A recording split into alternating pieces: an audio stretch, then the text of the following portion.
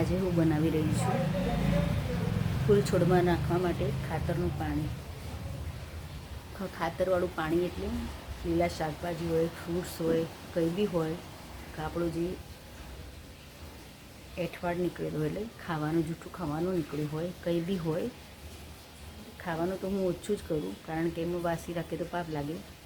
પણ most of ફ્રૂટ્સના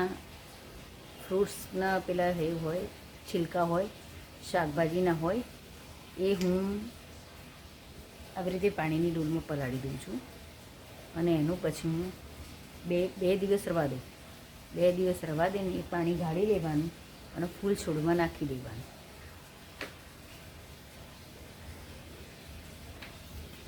આવી રીતે પાણી ગાળી દેવાનું.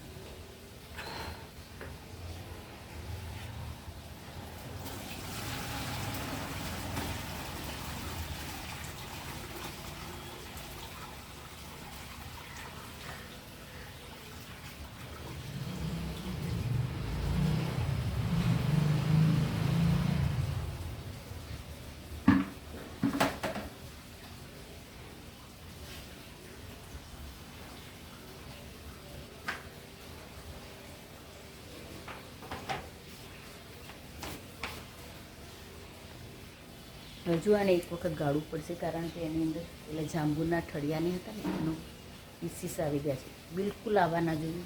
એકદમ પાણી નેટ એન્ડ ક્લીન ગળવું જોઈએ.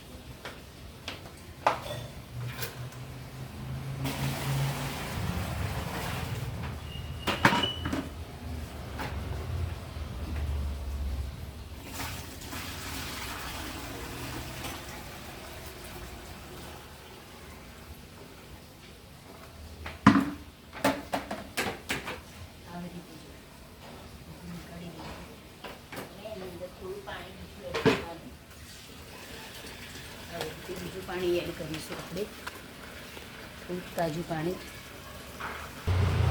હવે આવી રીતે આ પાણી છે ને એ બધી ઝાડવામાં છાંટી દઈએ. એના મૂળિયા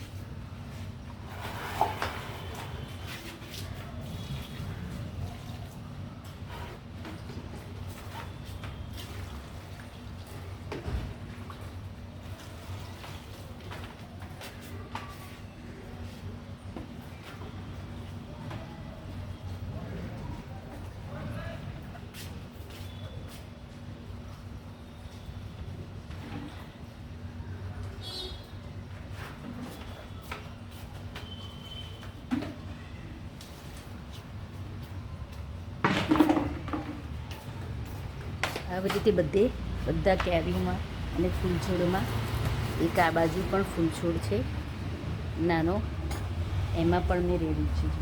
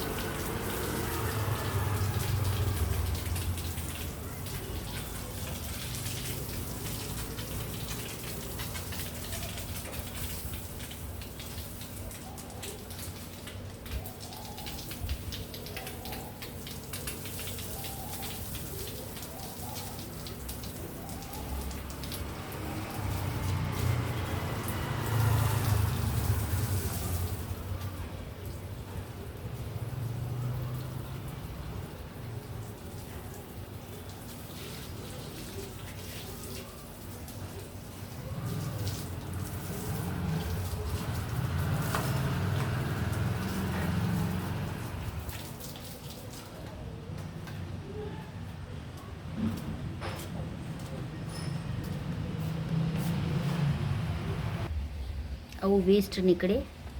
અને હું આમ તો ડસ્ટબિનની જગ્યાએ તમે માટીની અંદર નાખી દો તો સૌથી સારું, પાછું બીજું ખાતર થઈ જાય.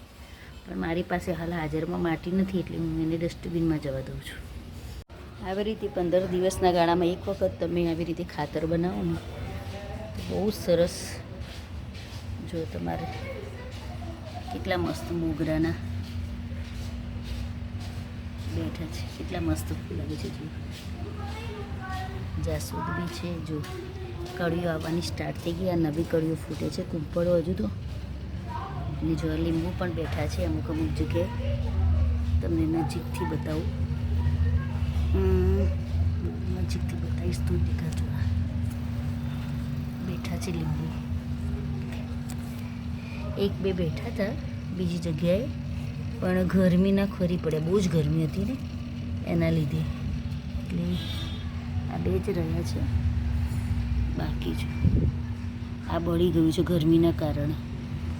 દેખાય છે બળી ગયું છે. અહીંયા પણ બેઠું હતું પણ ખરી પડ્યું. આ પાછું નવું બેઠું છે. ફૂલ આવી ગયું છે નવું.